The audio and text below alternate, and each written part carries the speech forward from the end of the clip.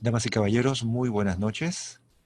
Para iniciar el programa de la conferencia de esta noche, tiene la palabra el coordinador de Relaciones Públicas de la Brigada de Rescate y Esperanza, señor Marcos Cabrejo Vázquez.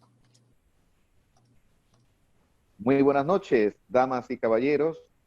Bienvenidos nuevamente un miércoles a nuestras conferencias, cuyo objetivo principal es educar e informar a toda nuestra comunidad acerca de las inquietudes o dudas que podemos tener de todo lo relacionado al COVID-19. Es por eso que la Brigada de Rescate de la Esperanza tiene un staff de médicos que están todos prestos a servir en estas conferencias educativas. La Brigada de Rescate y de la Esperanza siempre dando todo de nosotros para toda nuestra comunidad de Loreto.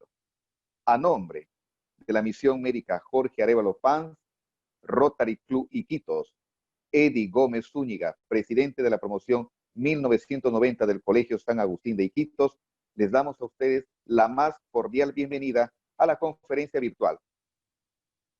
Preguntas y respuestas acerca del COVID-19. Distinguida concurrencia, esta noche tendremos como moderadores al doctor Stalin Vilca Romero, el doctor Raúl Chuquillauri y el doctor Joan Figueiredo, miembros del staff de médicos de la Brigada de Rescate y Esperanza. Nuestros panelistas invitados son la doctora Maher Zapana, médico cirujano egresada de la Universidad Nacional de la Amazonía Peruana, actualmente cursando una especialización en salud pública. Se desempeña como asesora metodológica en la Sociedad Científica de Estudiantes de Medicina de la Amazonía Peruana, SOCIEMAP. Y el doctor Marcelo Zamora, distinguido miembro de la promoción 1990 del Colegio San Agustín Iquitos, es médico cirujano egresado de la Universidad Nacional de la Amazonía Peruana. Actualmente es encargado del Centro de Salud I3 Santa Clara de Nanay, auditor médico y coordinador de la Pastoral de Salud del Vicariato Apostólico en la ciudad de Iquitos. Estimados doctores, muy buenas noches. Sean ustedes bienvenidos. Doctor Stalin, adelante.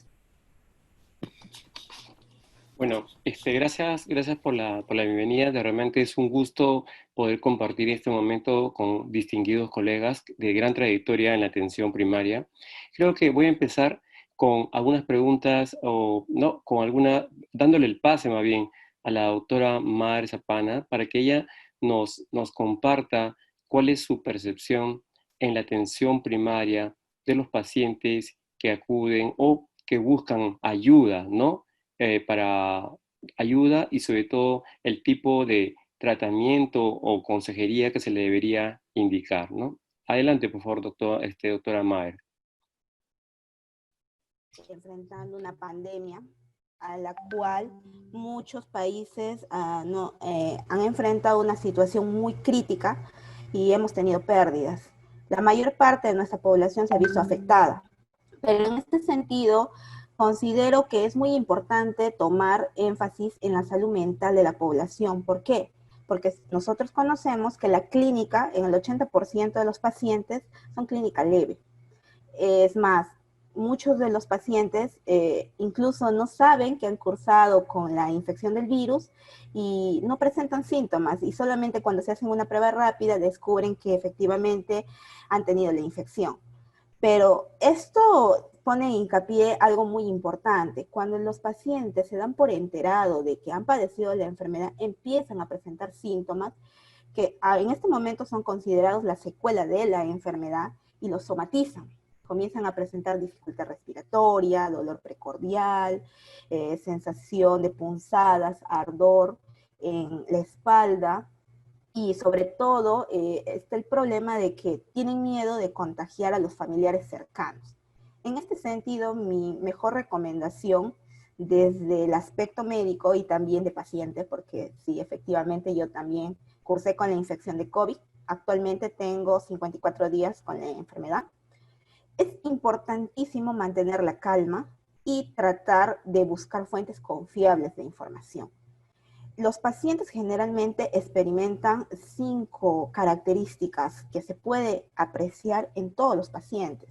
Uno es la sensación de desesperanza, la sensación de miedo, un sueño pobre, muy difícilmente logran conciliar sueño. Incluso algunos pacientes también llegan a tener pensamientos pesimistas, todo por la influencia de las malas noticias que generalmente se recibe a diario por televisión, por las redes sociales, especialmente Facebook, Twitter, e incluso las transmisiones en YouTube. Y esto genera en el paciente ansiedad, depresión e incluso ideación suicida, que es algo que tiene que tener un manejo por especialistas. Y obviamente lo importantísimo que considero yo en este momento es darle un soporte emocional al paciente.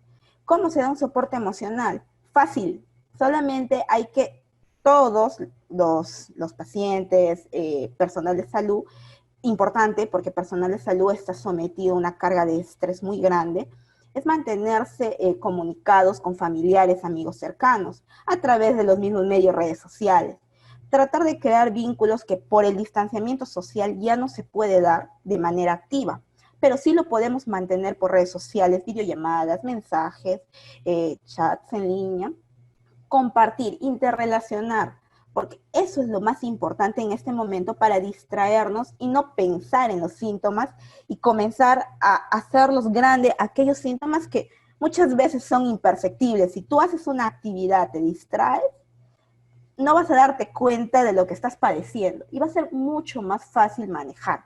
Justamente por eso es que con ayuda del doctor Stanley y otros colegas más hemos creado un grupo de autoayuda que estamos apoyando a pacientes que han sido dados de alta y a aquellos también personal de salud que han cursado con la enfermedad y han padecido sobre todo crisis de ansiedad, depresión, y el aislamiento les ha chocado mucho porque no han podido ver a familiares, no han mantenido relaciones con amigos, el tema de pérdida de un ser querido también ha afectado grandemente a todas las personas, especialmente en la ciudad de Iquitos, y bueno, esto también se está viendo también en el departamento de Lima ahora. Entonces es importante no perder la comunicación. ¿Cómo se logra esto? Simple, mandando mensajitos, haciendo videollamadas, y con este grupo de autoayuda hemos creado un tipo de grupo donde no nos conocemos físicamente con todos los miembros, pero sí estamos al pendiente de, por ejemplo, un síntoma que comienzan a presentar dificultad para respirar, les sugerimos qué técnicas usar para que puedan respirar mejor, les enseñamos a tranquilizarse y automáticamente estos síntomas desaparecen. Igualmente les he sugerido hacer las cosas que ellos normalmente hacían antes de que el virus apareciera. Por ejemplo, muchos son hábiles en manualidades. Les he sugerido que retomen nuevamente porque no hay ningún impedimento de esta enfermedad para que puedan hacerlo. Otros, por ejemplo, les gusta la cocina. Qué mejor que aprovechar y cocinar los platos que les agradan, pero es importante también contar con asesoría nutricional. Gracias a los profesionales de nutrición que nos están apoyando con dietas para, más que todo, manejar el tema de la alimentación y ayudar a no desarrollar una patología que por el tema de aislamiento se está viendo con frecuencia, que es el tema del sobrepeso. Y bueno, estamos asesorándoles con qué alimentos tienen que consumir, en qué cantidades y sobre todo enseñarles la frecuencia cómo tienen que consumir estos alimentos. Creo que son cosas muy importantes que esta enfermedad nos ha revelado, dar importancia al tema de salud mental, que es un tema muy importante y que ahora, más que todo por el tema del aislamiento social, se está haciendo muy evidente. Doctor Stanley.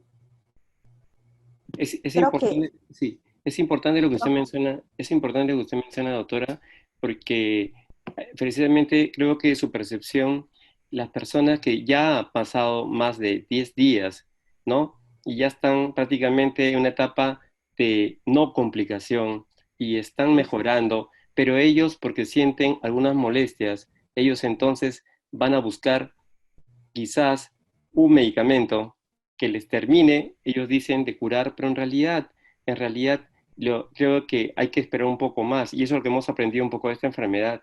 Y lo segundo también, que también esa sensación a muchas veces de que les falta el aire, ¿no? Se hace constante cuando ellos están, se han alterado por algún motivo y después cuando se tranquilizan, ellos vuelven a la normalidad, ¿no? Pero en ese momento ellos desesperadamente buscan un medicamento mágico que a veces no hay, ¿de verdad, doctora? Exactamente. Sí. Un comentario, doctora Mader. Me parece Sí, muy doctor. importante lo que usted está resaltando. Un componente importante que contribuye a esta sintomatología, exacerba o las personas empiezan a pasar del campo mental, emocional y somatizan, ¿no? Me parece importante aquí porque considero que toma relevancia los centros de atención primaria en ese sentido, porque me parece que ahí tendrían un rol importante, ¿no? Obviamente es difícil que en un hospital como el Hospital Regional, por ejemplo, donde tiene una alta carga de pacientes ya con cuadros de ese porcentaje que es menor, que estamos hablando de un 15%, que llegan a necesitar oxígeno u hospitalización. Ahí es un poco más difícil quizás enfocarse en estos aspectos que usted está resaltando. Entonces este sería el rol de la atención primaria, ¿verdad?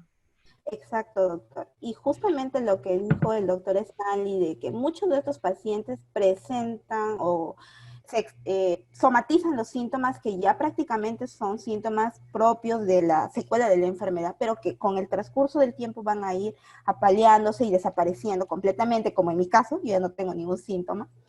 Se exacerban justamente porque se exponen a una situación estresante. Por ejemplo, que les comuniquen que un amigo cercano se ha hospitalizado o que le den la mala noticia de que un familiar, amigo conocido cercano o incluso un maestro ha fallecido. Eso desencadena el cuadro, les hace entrar en una crisis de ansiedad y muchos, al no saber manejarla, comienzan a presentar estos síntomas que inicialmente ya los conocían y comienzan a presentar la dificultad respiratoria, que les duele el pecho, la espalda, y buscan desesperadamente, como resaltó el doctor Stanley, una medicina mágica que les calme el síntoma o incluso llegan a realizarse pruebas que en este momento son innecesarias, porque están cursando la enfermedad, pero mayor que eso no les van a decir que ya están curados mágicamente, no, este es un proceso largo. Y eso es lo que necesitan escuchar de nosotros, al menos de, como usted resalta, atención primaria, explicarles este proceso. Yo generalmente a todos los pacientes del grupo de autoayuda les he mencionado 5 aspectos claves para superar esta enfermedad. La primera es aislarse de todo lo que son redes sociales donde pueden entrar en contacto con malas noticias, sobre todo Facebook, Twitter.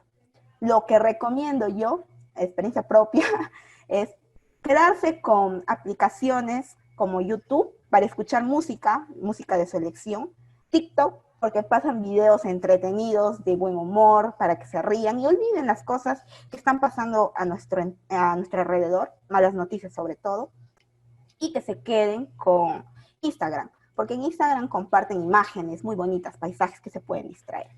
Lo siguiente que les resalto es la alimentación balanceada. Gracias a varios profesionales de nutrición, esto se puede lograr personalizado a cada paciente de acuerdo a sus factores de riesgo, sobrepeso, pacientes hipertensos, diabéticos, que han cursado también con la enfermedad de COVID, darles dietas personalizadas. Una parte importante, sobre todo con el tema de la tos, porque muchos refieren tener molestias en la garganta, tos recurrente. Yo lo único que les recomiendo es que tomen agua, que se hidraten bien. Y con la hidratación y mantenerse relajados, la tos va a ir desapareciendo. Otro aspecto que les resalto y que es muy importante es que tengan la mejor actitud positiva, que piensen en las cosas buenas, que piensen que ellos ya pasaron el estado más grave, que son sobrevivientes y que gracias a eso tienen que seguir luchando, que piensen quiénes están detrás de ellos, quiénes dependen de ellos para que sigan luchando.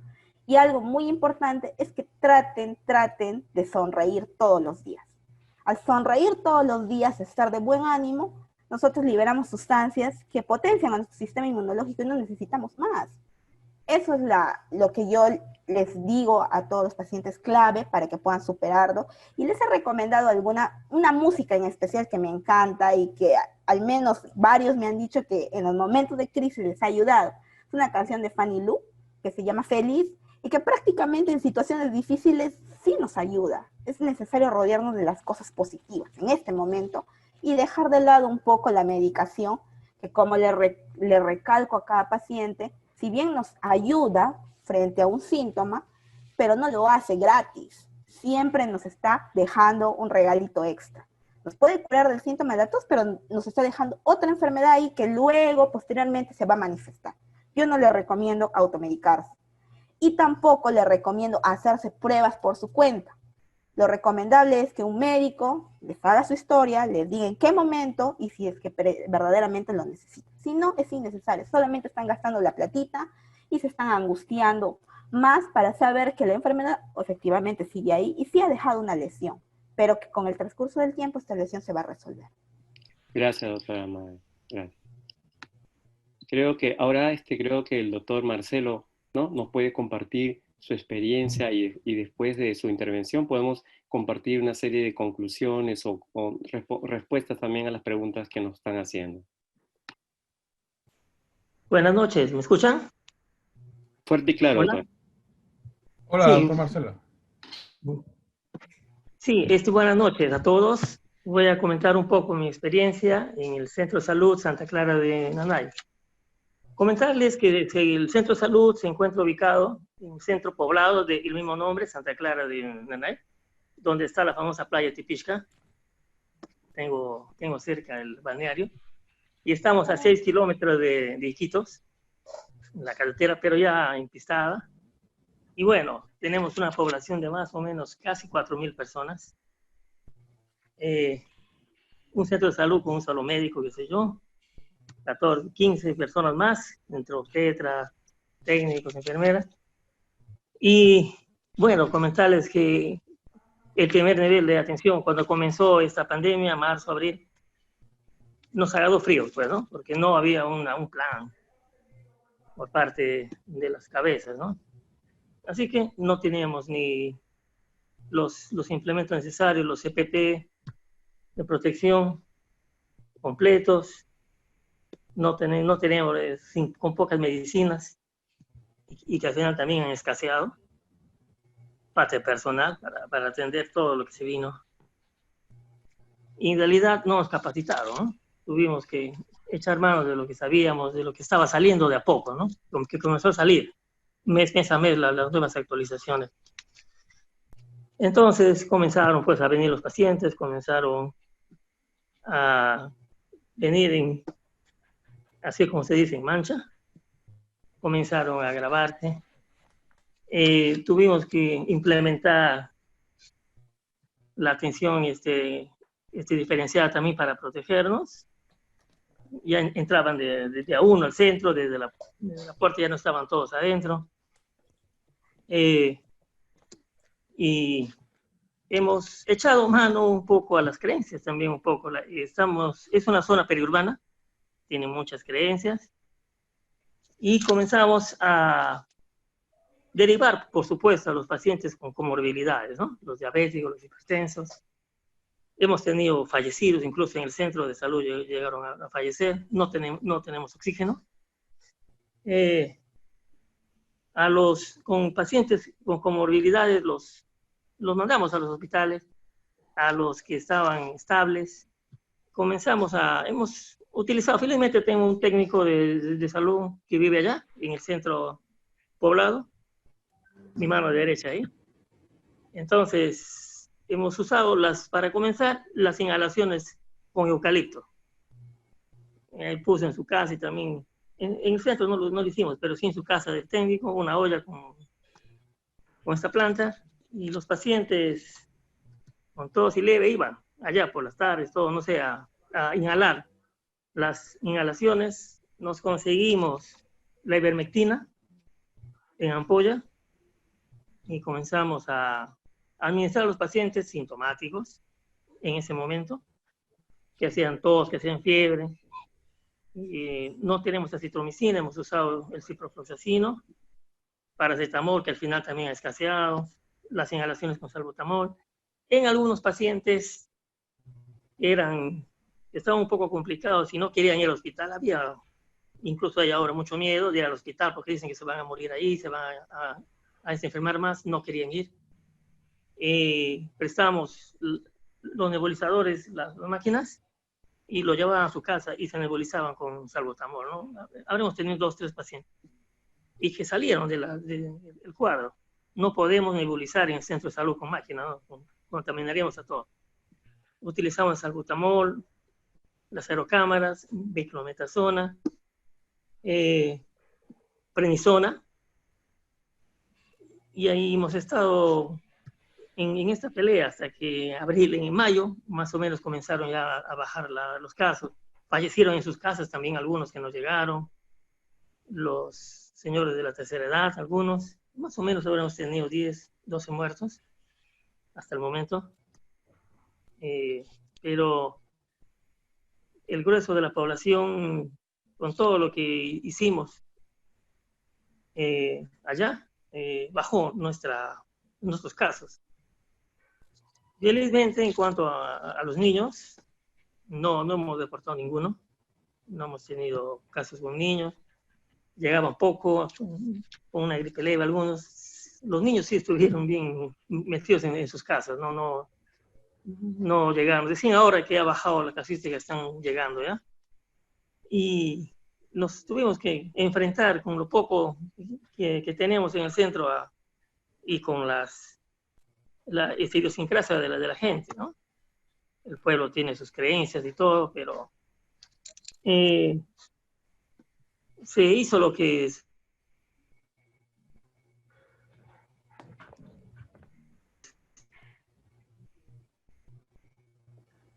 se pudo. Y bueno, lo importante es que las personas nos han apoyado. Sí, tenemos el apoyo de varias instituciones. Al comienzo nos apoyó también la Iglesia Católica con EPPs, luego una empresa de gas, y ahora también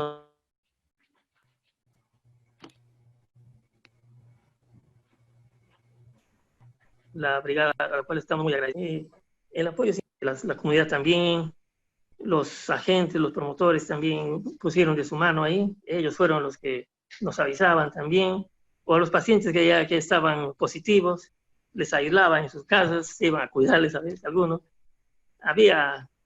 Se organizaron bien, incluso para entrar al centro poblado había una guardia ahí. Y nosotros tenemos una jurisdicción que también abarca como 4 comunidades del río Nanay, que también venían a tratarse, ¿no? Y a los cuales siempre damos la prioridad que es necesaria para ellos, porque estoy cruzando el río. Entonces, esa es un poco la experiencia del primer nivel. Seguimos con la pelea, no hemos bajado la guardia. Y bueno.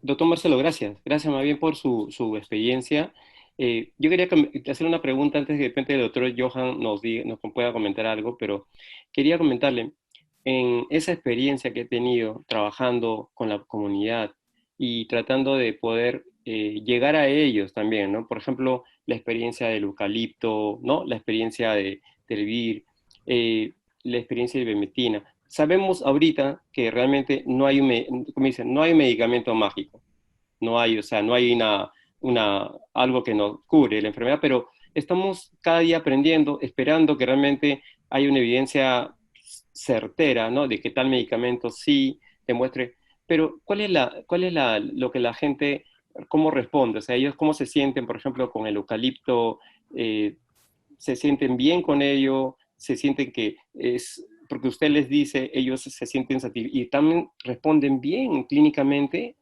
Eso quería preguntarle un poco. Sí, las inhalaciones con eucalipto, todos los pacientes decían que les abría sus vías respiratorias. Esas eran sus palabras, ¿no? Sí, doctor, no, nos abre la vía respiratoria. Sabíamos que las plantas son antiinflamatorias, que se ha usado incluso antes, ¿no? Y ellos ya lo sabían, incluso hay otras plantas que ellos lo usaban, pero yo solo les aconsejaba porque es antiinflamatorio al final, el eucalipto. La inhalación, el vapor, les reconfortaba, les desinflamaba seguro su vía respiratoria y ellos decían con sus palabras que les abrían sus bronquios. Tengo bronquios, ¿verdad? Y se sentían bien. Acudían, lo hacían cada 3 horas, cada 4 horas, pero hacían sus casas. Algunos, los que no podían, pues se iban a la casa del técnico y parecía que iban a tomar su sopa. Ahí está la gente. Era, entre comillas, era algo raro, ¿no? Y sí, sí les ha ido bien a varias personas, sobre todo a los que a los leves, ¿no? A los que tienen un poco de tos, o como decía la doctora también, de seguro también había un componente psicológico, de que sentían que les faltaba el aire y al inhalar ya se sentían bien, ¿no? Una gran parte de ellos. Así es. Quería hacer un comentario. Doctor Zamora, muchas gracias por compartir su experiencia. Aquí yo resalto algunas cosas. En primer lugar, un aspecto de la medicina integrativa, ¿no? Que es básicamente lo que usted está comentando, ¿no? Poder usar la idiosincrasia, la percepción de la comunidad para poder canalizar esa ansiedad que comentaba antes la doctora Maher y evitar que esa ansiedad pueda desencadenar una acción que quizás sea nociva. Usando los aspectos culturales, hacemos que el poblador de la comunidad pueda reforzar aspectos que definitivamente le van a calmar la ansiedad. Ya de por sí calmando la ansiedad, ese cuadro va a tener mejores opciones de mejorar y per se también las inhalaciones y todo pueden favorecer el movimiento de secreciones, ¿no? Con lo cual es muy importante. Incluso se ve, porque aquí en Lima igual hay mucha gente que viene de Loreto y se mantienen las cuestiones culturales y uno tiene que saber identificarla para poder usarlas como herramientas que nos sirvan a nosotros en favor de poder lograr una adherencia al tratamiento, que es finalmente una adherencia a las indicaciones que nosotros le damos para evitar la automedicación, ¿verdad? Así es. Sí, eso es cierto. Utilizar lo que está a la mano, la idiosincrasia de las personas es básico para llegar a ellos. Lograr lo que usted dice, doctor, la adherencia a ese tratamiento, eso es cierto. Van a sentirse, ellos se curan, ¿no? Entre comillas, van curándose y van a acudir a nosotros también, a su control y todo eso. Sí, eso es cierto. Marcelo, ¿me escuchas? Sí, escucho, doctor. Mira, realmente lo que tú acabas de comentar es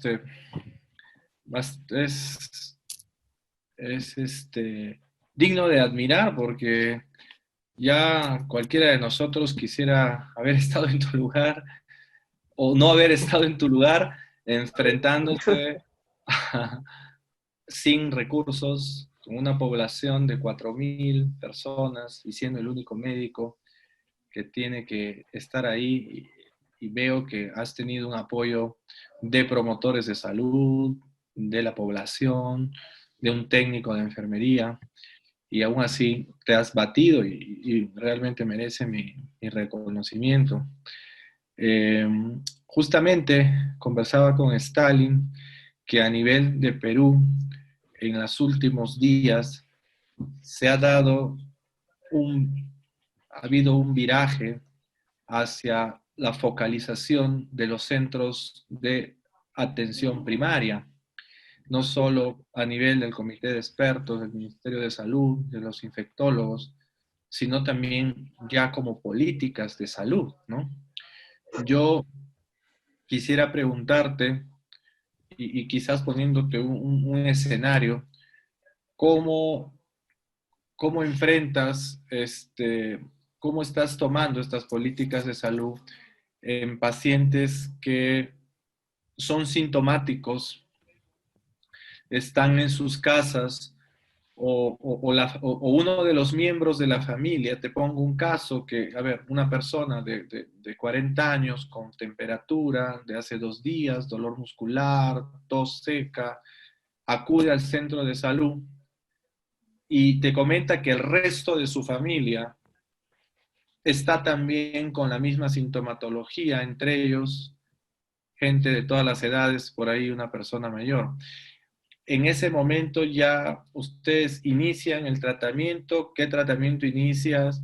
Y con esa gente que está en la casa, va el médico a darles el tratamiento, les hacen un tipo de seguimiento. ¿Cómo, cómo enfrentarían eso en un caso hipotético real?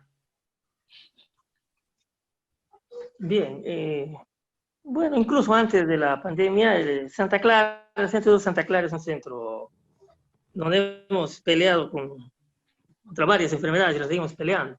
Por ejemplo, la malaria, que gracias a Dios en esta pandemia bajó. Hemos tenido, Diosito es de Loreto, creo, porque hemos tenido, y solo en estos 3 meses, 5 pacientes, que es increíble. Pero lo que no nos dejó fue el dengue. También tenemos dengue, por si acaso. Dengue, sí. Y de verdad que se me sumó el dengue con el COVID, ha sido un cruce terrible. Y eso ha complicado a algunos. Pero, ¿por qué le comentaba esto? Porque tenemos experiencia en seguimiento. Nosotros con malaria o con dengue les hacemos el cerco, ¿no? Ha sido más difícil con el COVID porque no podíamos salir mucho, no tenemos muchos EPP, ¿no? Y tenemos que proteger a los trabajadores, a los compañeros del centro de salud. Pero por lo menos iba uno o se les llamaba a la familia, ¿no? Que venga, ¿no? Al día siguiente, porque lo que hacíamos con la malaria era hacer el cerco, ir a buscarles, tomarle la muestra todita. Pero en COVID hemos tenido que hacer algo diferente, ¿no? Si una familia, y hacer así, felizmente no estaban complicados, era uno de la familia que estaba un poco malito, el resto estaba sin síntomas, se les llamaba igual a dar las recomendaciones y se les trataba. Incluso algunas veces tuve que ir yo, porque eran personas de edad que no podían salir. Tuve que irme a la casa del que estaba mal a verle, a indicarle, ¿no? Pero al resto sí se les daba las indicaciones previas, solo usar, si eran sintomáticos, solamente el paracetamol o algún antihistamínico, que tome bastante líquido, y decirle las indicaciones que si se sentía mal, aumentaba, había algunos otros síntomas más fuertes, falta de aire, lo que sea, que acuda, ¿no? Cada 3 días por lo menos. Pero solamente si es que había fiebre, ya una tos fuerte, ya pues indicamos los antibióticos, ¿no? Lo que estaba a la mano en ese momento. No, como le comento, no había la citromicina, usamos la eritromicina o cipro que estaba a la mano por allá. Si había tos, pues el salbutamol. Pero seguimiento, como le digo, esa parte era un poco más complicada. Pero no les dejábamos solos por allá, ¿no? Dentro de lo que se podía hacer. Sí. Okay. Sí, es interesante, doctor Ceballos, no sé qué piensa también el doctor Martín Chincha, pero definitivamente distinguir, ¿no? Enseñar a la comunidad que los primeros días de los síntomas, ¿no? No son los días que aparece la complicación, y luego de cuando la fiebre desaparece, quizás sea el momento más propicio en el cual hay que monitorizar un poquito o chequear un poquito, ¿no? Esa falta de aire, ¿no? Si esa falta de aire se hace intensa a pesar de los esfuerzos que pueda hacer, entonces eso sería un signo de alarma, ¿no? Entonces yo creo que sería importante, ¿no? Marcar, decir a la comunidad cuáles los síntomas que realmente deben preocupar, porque ya basta que alguien tenga COVID en la familia o en la comunidad, todos se asustan, ¿no? Y Sí. todos pueden sentir que le falta el aire. Entonces yo pienso que tratar de poder decir, ¿no? Comunicar a las personas que después, a los 4 o 5 días, ya cuando la fiebre está remitiendo, o 6 días, la segunda semana, a veces dicen, ya, entonces esa falta de aire que es persistente y va en aumento, podría ser un signo de alarma que las personas podrían considerar. No sé qué les parece, doctor Martín Chincha.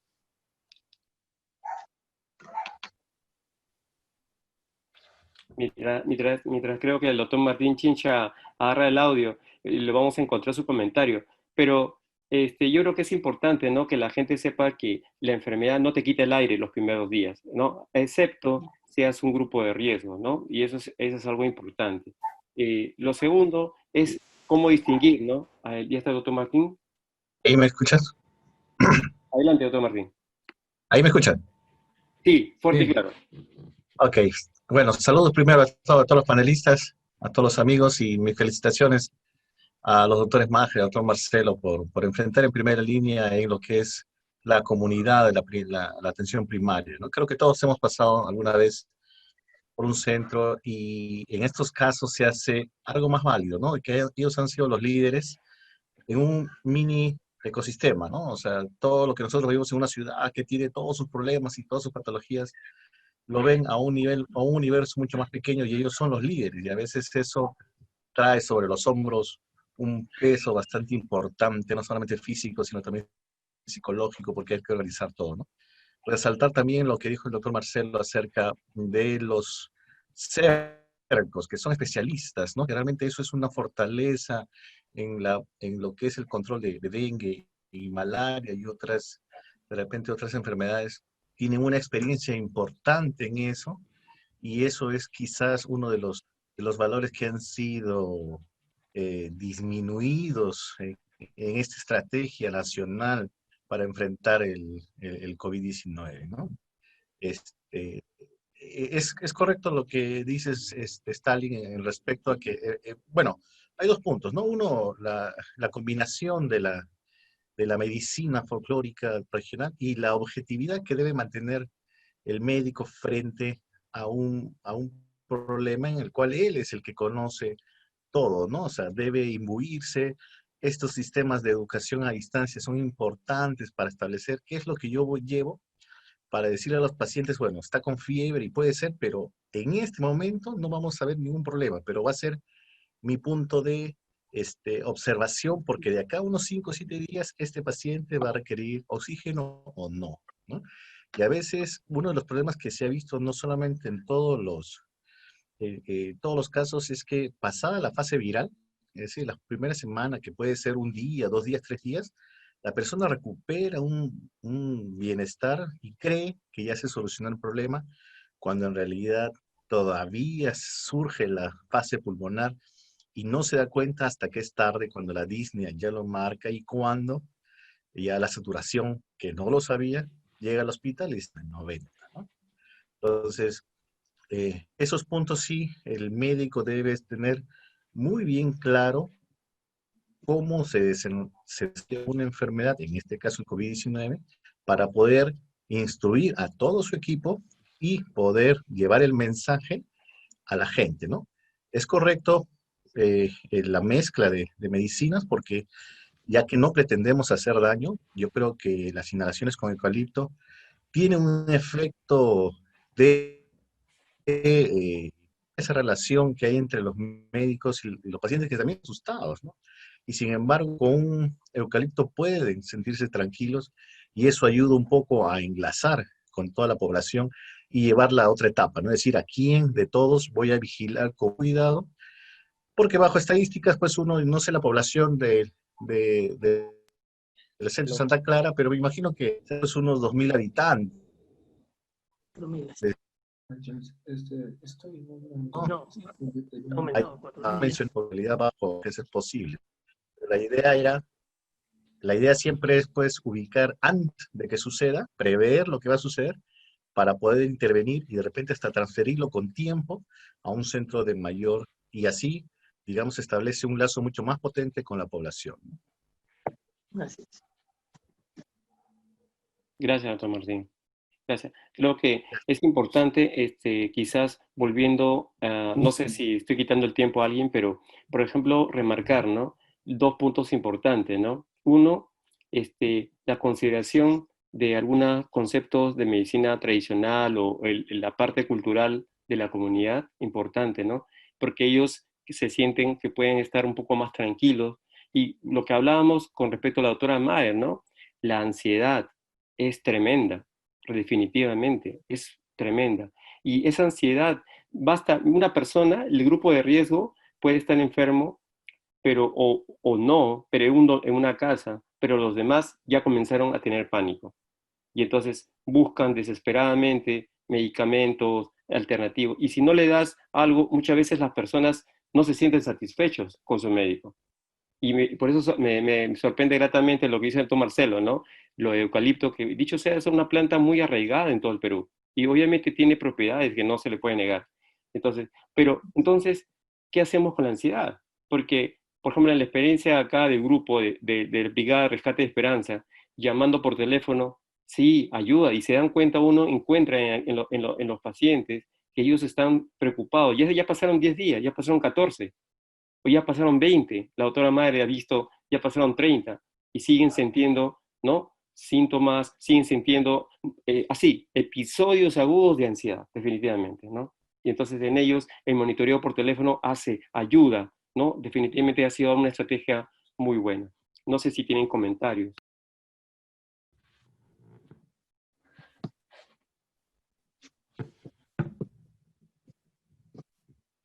¿Me escuchan ahí? Yo creo que el monitoreo de alguna forma, ya sea telefónico o a través de algún personal de salud, Marcelo, bueno, parece que trabaja, como le dije al inicio, bastante integrado con todo su personal y con gente de la comunidad, podría hacerse un monitoreo a los pacientes que están saliendo. Creo que estamos en una etapa de ir poco a poco ya mirando las secuelas que esta enfermedad va a ir dejando. Y dentro de estas secuelas a nivel psicológico, vamos a ir viendo con el tiempo qué pacientes finalmente terminan desarrollando un cuadro de depresión mayor, un síndrome de estrés postraumático o un episodio de ansiedad. Yo creo que al final va a pasar el tiempo y vamos a ver qué secuelas a nivel psicológico nos deja. Creo que el monitoreo telefónico o a través de cualquier personal de salud puede ser importante, ya que conversar con alguien del centro de salud a las pacientes se ha demostrado que tranquiliza bastante, ¿no? Entonces creo que eso podría ser uno de los mensajes, que se establezca algún tipo de monitoreo organizados con el centro de salud, la comunidad, y ir bajando esa ansiedad con la que los pacientes somatizan y se quedan con muchos temores, ¿no? Sobre todo que vuelvan a poder contagiarse, quién sabe, ¿no? Tengo una pregunta, doctores Zamora, Zapana. En el Centro de Salud de Santa Clara, actualmente contamos con la capacidad para dar soporte con oxígeno, y la otra es, ¿tenemos pulsoxímetro para ver saturación de oxígeno? Ya, en el Centro de Salud Santa Clara contamos con un pulsoxímetro, pero no con oxígeno. No tenemos oxígeno. Es decir, así que cuando hay alguien con baja saturación y hay que referirlo, lo referimos a los hospitales, ¿no? Perfecto. Así es. Entonces, en su experiencia, ¿qué tan útil ha sido pulsoxímetro para poder, por un lado, derivar a aquellos que necesitan soporte oxigenatorio y tienen que acudir a centros mayores en la línea, y el otro uso, ¿no? Que es justamente aquellos pacientes que están somatizando y refieren, no puedo respirar o etcétera, pero le colocas el pulsoxímetro y encuentras que están bien de saturación, ¿no? Sí, es clásico, sí. El pulsoxímetro es una herramienta básica para el trabajo, justamente más en esta pandemia. Sí, en los pacientes ha servido bastante para poder mandar a otros establecimientos de este mayor nivel, cuando estaban bajos en saturación. Ya incluso el que falleció en la posta ya creo que estaba en 60, ¿no?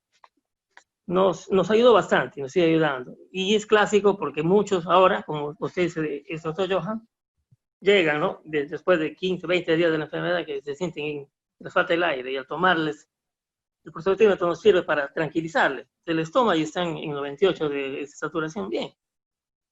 Y bueno, se les habla de que están nerviosos, ansiosos. Se les conversa, se les dice. Hay trato de convencerles, ¿no? De explicarles que lo peor ya pasó. Pero es una herramienta básica, por lo menos tenemos uno en el centro que nos ha ayudado bastante en el trabajo. Y bueno, yo podría aportar con el tema del saturador o pulsoxímetro. Hay muchas personas que pueden acceder a uno propio, pero este instrumento también juega un papel indispensable en el tema de que el paciente, al tenerlo a su disposición, tiende a saturarse a cada momento del día. Y eso genera también incrementar su estado ansioso. Yo a los que dicen que cuentan con un saturador, lo que les sugiero es hacerse un monitoreo 3 veces al día y después dejarlo en 2 veces y al final solamente en 1. Cuando ellos se dan cuenta que su saturación se mantiene entre 97, 98, incluso llegan a saturar 99 y 100%, les digo que ya no hay mayor riesgo, mayor complicación de que puedan descompensarse y que lo dejen a un lado. Y que obviamente si es que hay otra persona que lo requiriera, que lo preste. Porque claro, tener el saturador ahí va a generar que sigan aumentando su círculo de ansiedad y no es favorable, no lo recomendable. Tengo una pregunta para los panelistas, el doctor Marcelo y la doctora Maher. Por ejemplo, hace poco ha tenido una presentación, dos expertos, ¿no? Infectólogos, doctor Eduardo Gotuso, el doctor Alejandro Llanos. Ellos han comentado que todavía está en estudio la hidroxicloroquina y la ivermectina. Todavía ellos lo presentan como una posibilidad todavía para ser evaluado y por eso están involucrados en estudios clínicos para ver cómo va eso. Entonces, pero ya el ministerio probablemente trate de incorporarlo para la atención primaria. Entonces, ¿qué piensan? Obviamente para los grupos de riesgo, ¿no? Sería la recomendación, pero todavía están en estudio. La pregunta es la siguiente. ¿Creen que esto va a ser factible pronto o va a demorar? Porque lo importante es que la comunidad sepa, ¿no? Qué es lo que viene, ¿no? Y también qué es el valor de esos medicamentos, ¿no? Si son la solución o no. Eso le dejo el cuestionamiento para ambos. Depende de la doctora Maher, puede empezar. Bueno, con relación a los medicamentos que menciona el doctor Stani, si bien con el tema de la ivermectina ha habido respuesta, pero aún no podemos decir efectivamente la ivermectina es el medicamento que va a evitar que muchos pacientes se compliquen. Lo mismo con el tema de la hidroxicloroquina. Yo lo que recomendaría es que a los pacientes, antes de iniciar tratamiento, como ya mencionaron varios de los colegas, es precisar la clínica. antes de iniciar una medicación. Si obviamente presenta el paciente deterioro clínico, fiebre, que es creo que el mejor marcador, y la dificultad respiratoria, sí se precisaría iniciar. Porque me he dado cuenta que muchos pacientes que han tenido acceso a estos medicamentos, que han presentado sintomatología leve, incluso moderada, toman el medicamento y automáticamente los síntomas desaparecen. Y eso también podría ser a que el medicamento esté actuando como un placebo. Simplemente toman el medicamento y apagan los síntomas. Mi percepción aquí sería tomarlo todavía con cautela y esperar estudios que refuercen lo que hasta el momento se viene reportando en estudios a menor escala. Yo quería hacer una pregunta a Stalin. Si bien es cierto, hoy en día el COVID nos tiene a todos enfocados, pero la pregunta es para los dos expositores, ¿cómo han enfrentado el hecho que los pacientes lleguen a los centros de salud con otros problemas?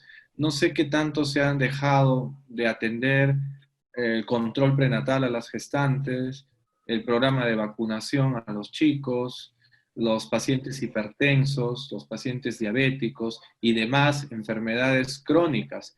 Porque tú, Marcelo, decías que habías hecho un triaje diferenciado y tú eres el único médico en la posta. Entonces, quería saber cómo te distribuyes para hacer el triaje diferenciado de pacientes que vienen con una IRA, una infección respiratoria alta, y luego pasas a darle medicación o a hacer un control prenatal o atender un niño que va con una otitis o un paciente hipertenso que va por su medicación.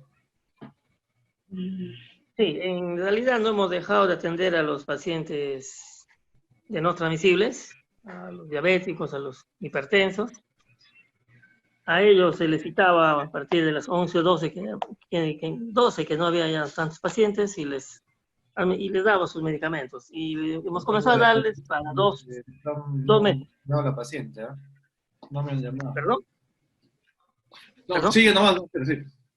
Sí, hemos tomado la estrategia de entregar los medicamentos para 2 meses a los diabéticos y a los hipertensos, y les atendía al último.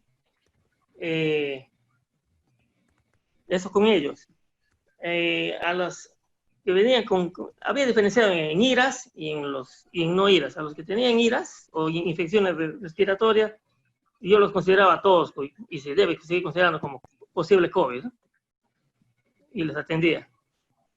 Niños, como les había comentado, muy, muy pocos vinieron, pero eran los primeritos en ser atendidos y ser despachados a su casa rápidamente, ¿no? Y eran cosas leves.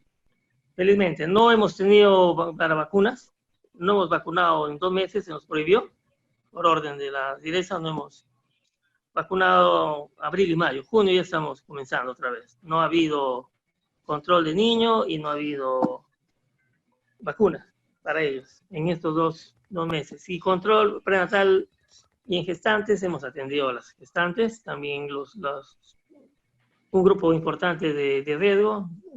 Los primeros ahí con los obstetras, felizmente, han ayudado bastante. Pero no hemos hecho mucho control prenatal, pero sí las ictus en gestantes han sido tratados siempre, o las complicaciones que ellas venían, ¿no? Con algo. Pero no, en estos 2 meses no hemos hecho controles prenatales, ni de niños, ni vacunas. Eso paró, por orden de la dirección, ¿no? Y para no exponerles a ellos ni a nosotros la carga, ¿no? Y ahora, incluso últimamente, ahora estamos atendiendo ya el área mujer y enfermería, pero hemos dispuesto a hacerlo en aulas de un colegio que está al costado, para no tener la centro de salud con más personas, ¿no? Lleno, ¿no? Así que los controles prenatales y los controles de enfermería para niños están ahora en aulas del colegio que está al costado del centro de salud. Así es. Doctora Maher. Bueno, con relación a este aspecto, bueno, es verdad, muchas enfermedades crónicas que generalmente se veían en atención primaria y en estados que se complicaban, tenían que ser referidos a establecimientos de mayor resolución. Creo que los principales han sido crisis hipertensiva y los pacientes diabéticos descompensados. Y el problema es que muchos de los centros de atención primaria también se han enfocado, al igual que los establecimientos de mayor nivel, a manejar los pacientes COVID. Y muchos de estos pacientes, por miedo al contagio, no los dejaban ingresar o los referían a sus establecimientos de origen o incluso manejo en casa. Y frente a esto, los pacientes han decidido optar en quedarse en casa, ya no consultaban con el médico y se ha visto que muchos de esos pacientes se descompensan. Para tratar de paliar esto han recurrido a clínicas privadas. Lamentablemente las clínicas privadas no pueden, o al menos creo que según protocolo, no pueden solucionar los problemas más que prescribir la medicina, indicar el tratamiento, dar el diagnóstico y mandarlos a otro, a su establecimiento de origen para que solucionen el problema. Entonces los pacientes están en un ida y vuelta sin tener la solución a su problema. Gracias a la brigada, al menos 3 pacientes por vía telefónica dos pacientes por vía telefónica se pudo redireccionar y poder manejar. Este fue el caso de 2 pacientes geriátricos, diabéticos, descompensados, que estaban con glucosas de 250, 294, que a pesar del tratamiento farmacológico, las glucosas se mantenían altas. Aquí puede haber habido influencia de otros factores, como por ejemplo la alimentación, el estrés o alguna sobrereacción agregada. Pero el hecho de no contar con un especialista o con un manejo sobre todo de hidratación es un problema un poquito difícil de manejar. Creo que ahora, porque ha bajado un poco la tendencia de los casos y la apertura de los centros de atención primaria, se va a poder un poco controlar esto. Pero de todas maneras es importante crear estrategias para monitorizar a estos pacientes que por miedo tampoco han acudido al establecimiento de atención primaria. No sabemos en qué estado están. Sí, bueno, un poco también es cierto eso. Al menos el Centro de Santa Clara nunca dejó de atender felizmente.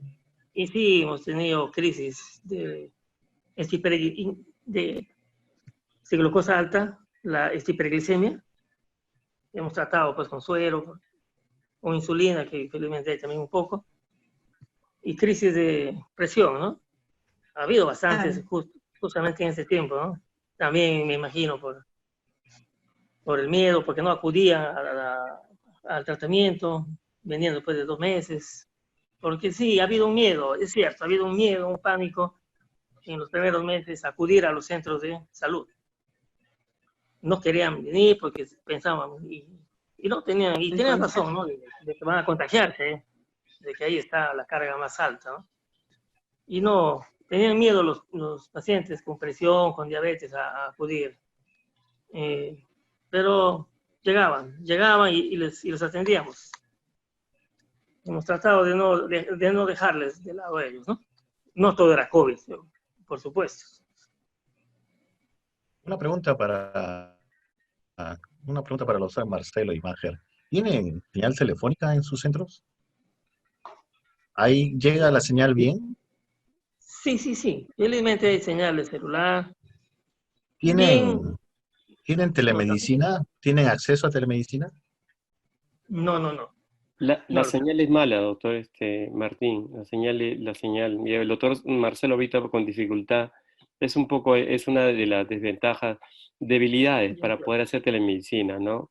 Hay proyectos, pero son grandes y ahí sí hacen un esfuerzo grande para tener esa conectividad. Por lo menos llega la línea para conversar, por lo menos si llega hasta allá. Una preocupación que era un poco las damas, ¿no? Las mujeres en edad reproductiva, ¿no? Porque ellas siempre no sabemos en cuánto puede haber afectado su actividad, pero el riesgo de que ellas puedan estar gestando también, ¿no? Y es siempre esa actitud siempre de automedicarse, ¿no? Es decir, por el miedo, por la ansiedad o porque tienen molestia, buscan medicamentos y también puede ser contraproducente si estuvieran gestando. No sé, bueno, de repente ahí le refiero al comentario del doctor Johan Figueiredo, que es especialista en ginecobstetricia. Doctor Johan.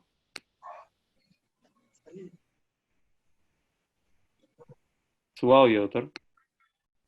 Definitivamente, como la vez pasada un poco conversábamos de gestación y COVID, seguimos diciendo hasta hoy que los datos son preliminares y todavía los datos son autolimitados. Finalmente, los resultados, no solo de la gestación, de lo que tiene que ver el virus o lo que tiene que ver la medicación o la automedicación, lo vamos a ver con el tiempo. La actitud más prudente, probablemente en general, en lo que es obstetricia, sería, y comparto contigo, Stalin, uno de los mensajes de esta y de todas las charlas debería ser no automedicarse, ya sea en gestantes, ya sea en niños, ya sea en adultos, y seguir las indicaciones, por lo menos guiados por un médico. Con respecto a la gestación, todavía es muy preliminar saber qué resultados va a dar. Yo diría, peor podría ser la automedicación, sobre todo en un primer trimestre, más que el COVID en sí. Muchas sociedades, conforme han ido pasando los días, han ido cambiando su forma de ser, y aunque no todos están de acuerdo, la anticoncepción, planificación familiar, podría ser un buen momento para fomentar algunas estrategias de planificación familiar. Las cirugías, por ejemplo, en el caso de nosotros, hay muchas pacientes que se han quedado pendientes de operarse quistes, que operarse miomas, de operarse prolapsos y demás cosas. La vez pasada los dijimos, son temas que pueden esperar. A nadie le va a pasar nada por continuar con un mioma, con un prolapso, con una endometriosis, con un quiste de ovario. Las consultas prenatales habría que ver la forma de ir espaciando, salvo que haya una necesidad urgente o hayan signos de alarma que tengan que acudir necesariamente donde los médicos obstetras. Entonces, las mujeres en edad fértil hay que tener cuidado. No se sabe, como dices tú, si están gestando, más si no están en anticoncepción, y la automedicación podría traer más daños que beneficios sobre la madre y sobre el feto, produciendo malformaciones que por ahora no sabemos qué cosas y qué consecuencias puede traer, ¿no? Ahora creo que quisiera más bien tomar algunas preguntas del público. Por ejemplo, hay una persona que pregunta, ¿no?, sobre un familiar que ha estado aislado 8 días, ¿no? Y ahora, obviamente, solamente ha tenido síntomas leves, ¿no? Nada, dolor de espalda y pérdida de olfato.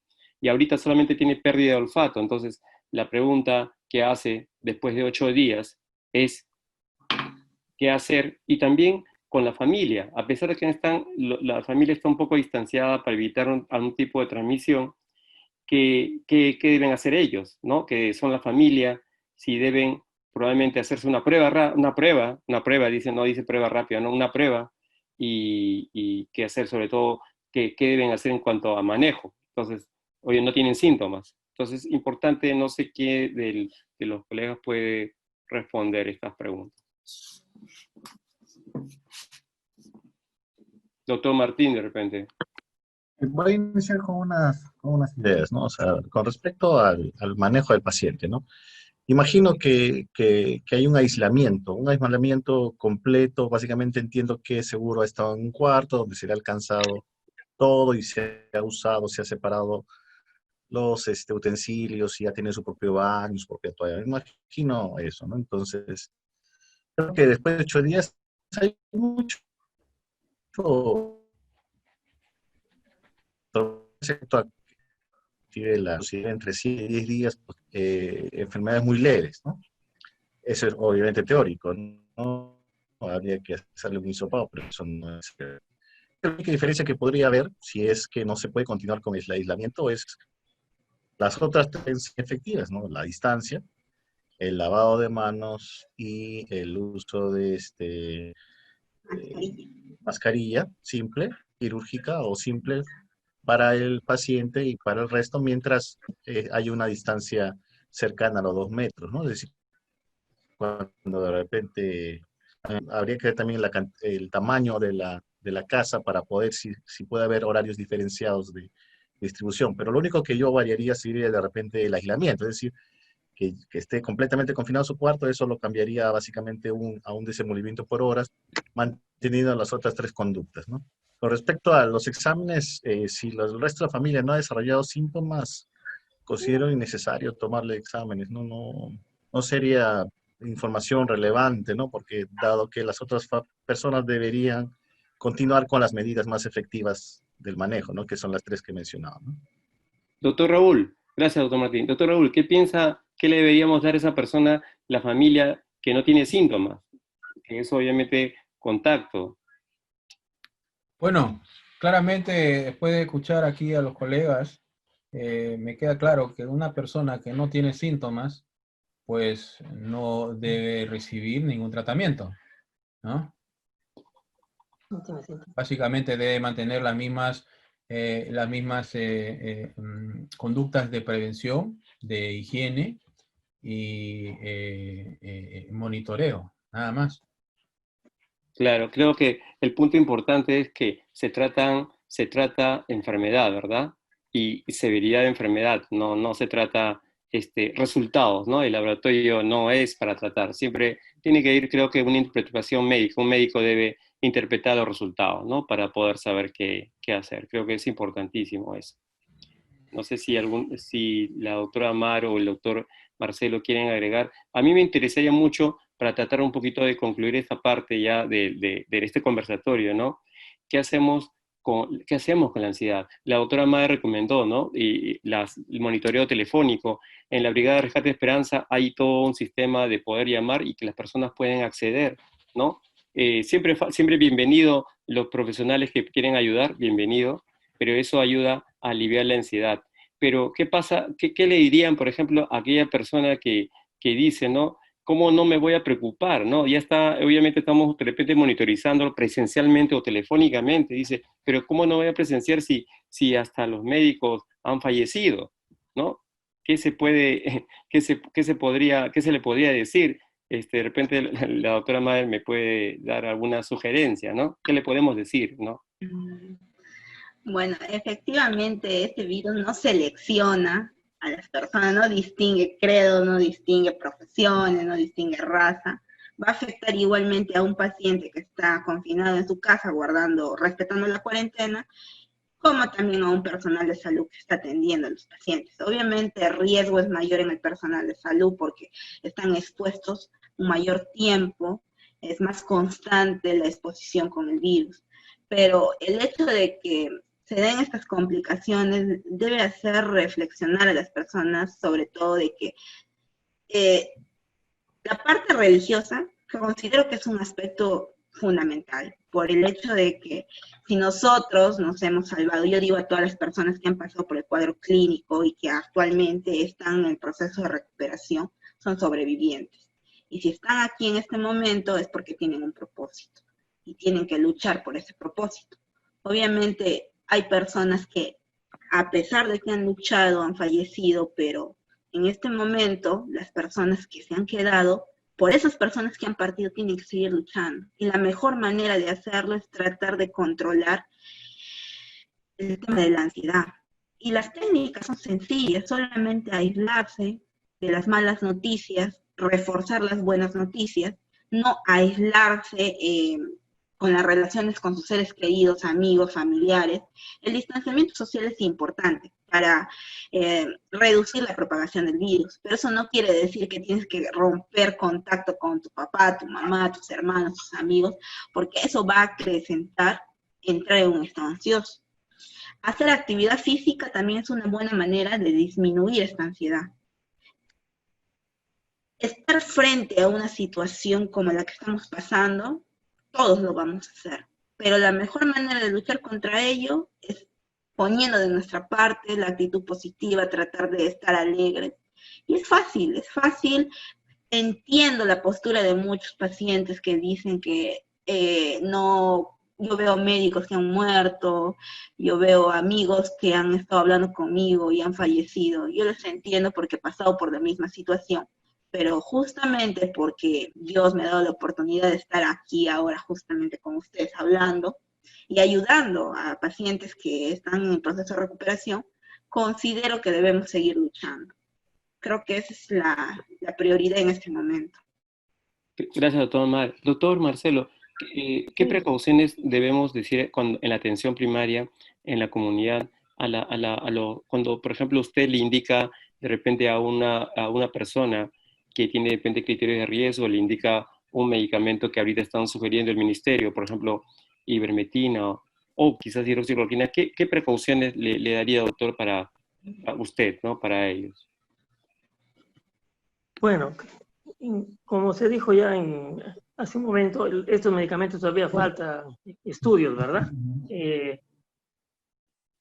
En cuanto a la hidroxicloroquina, nosotros no lo usamos porque no lo teníamos a la mano en esos momentos. Usamos la ivermectina, pero si vamos a usar en pacientes con comorbilidades, habría que hacer con mucha precaución, decirles que cualquier sintomatología nos comunique, ¿no? Porque sabemos que hay efectos secundarios. Hay efectos secundarios como el corazón, taquicardia, ¿sabes? ¿Qué sé yo? Entonces, decirle algunos de los efectos que podría causarle, si es que vamos a usarlo, ver el riesgo-beneficio con el paciente, ¿no? O usar algún otro medicamento, quizás alternativo, ¿no? Pero conversar con ellos, explicarles y decirles que estén atentos a los signos de alarma o algo que ellos noten que no es bueno, ¿no? Y en cuanto al otro punto, es importante lo que dijo la doctora Maye. Es cierto, el miedo siempre ha habido, y sí les decía, y les decía a mi personal, a las personas, miedo hay, miedo tengo, es cierto, pero no podemos quedarnos con eso. Y el valor importante es la fe, creer en algo, todos creo en Dios, y eso ha sido un punto también de fuerza, orar, pedir que nos proteja, que nos ayude, y que si seguimos aquí es por algo, ¿no? Hemos sobrevivido, estamos ahí, tenemos una misión, es importante. Dios. Hay un problema con el audio, pero si retomamos el audio, creo... Se ha reiniciado su Zoom, creo. Ahí está. Ya se escuchó. Un comentario. Sodio, eso sí. Sí, el problema es la señal allá en Iquitos, que es un poquito Sí, inestable. exactamente. Entonces yo creo que a estas alturas le agradezco mucho al doctor Marcelo. Mayen, yo creo que vamos cerrando y de repente algunos mensajes finales o como conclusiones que podemos dejar después de este pequeño conversatorio. Quiero comenzar de repente por el doctor Raúl para después pasar al doctor Martín, al doctor Boca y si de los panelistas unas palabras finales, por favor. Sí. Gracias, doctor Stalin. Yo creo que una de las conclusiones sería justamente, en primer lugar, al paciente que viene, que no vea su caso y lo refleje en lo que le va a pasar, en lo que le pasó a tal o profesional de la salud, ¿no? Cada caso es individualizado y los profesionales de la salud en particular están expuestos a cargas importantes, a exposiciones importantes de pacientes con las infecciones virales. Entonces, no puede un poblador, por ejemplo, de Santa Clara, y porque vio que tal médico falleció, pensar que le va a ocurrir lo mismo. Por otro lado, de la misma forma, no es recomendable que una persona que recibe una indicación pues la comparta con sus compañeros, con sus amistades y diga esto me han dado, no, vamos, usa esto, esta es la receta que nos va a curar. No es así, cada caso es individual.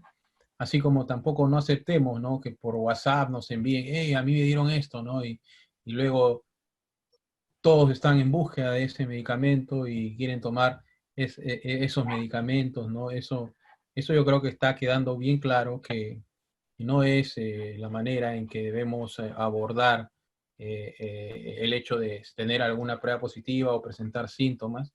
Esa no es la indicación, ¿no? Eso por un lado, ¿no? Y por otro lado, claramente,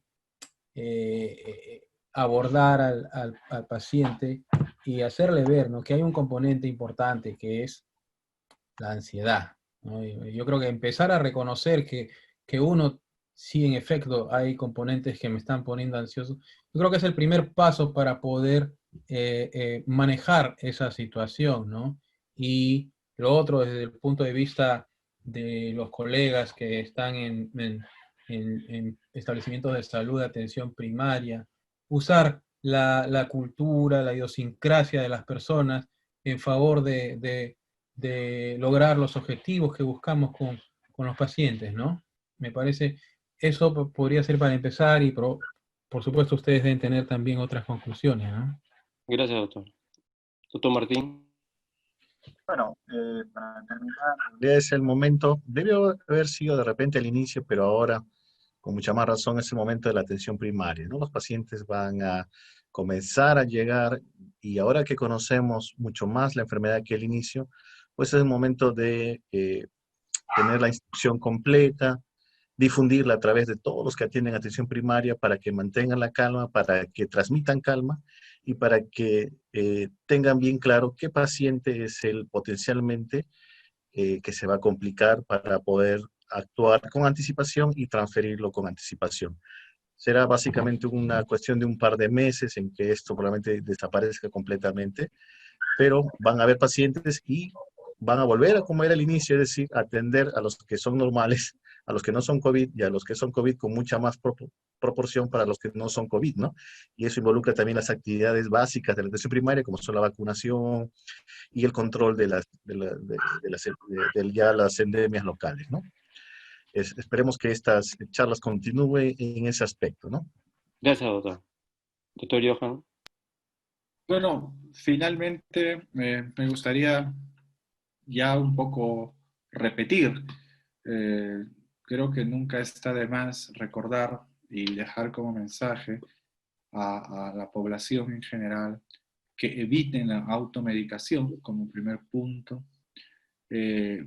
Entender que la mayoría de pacientes desarrollan síntomas leves y que una de las conductas no necesariamente es tomar una medicación, que muchas veces con manejos sintomáticos, con un simple antipirético, paracetamol, la gran mayoría de pacientes pueden pasar el cuadro clínico.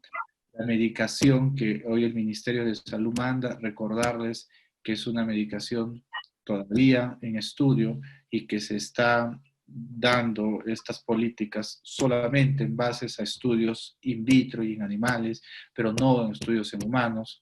No hay que desesperarse por ir a buscar dicha medicación, que probablemente sea más riesgoso que quedarse en casa. Tratar de identificar signos de alarma, como dificultad para respirar, sensación de falta de aire, y en ese momento probablemente sí buscar ayuda médica.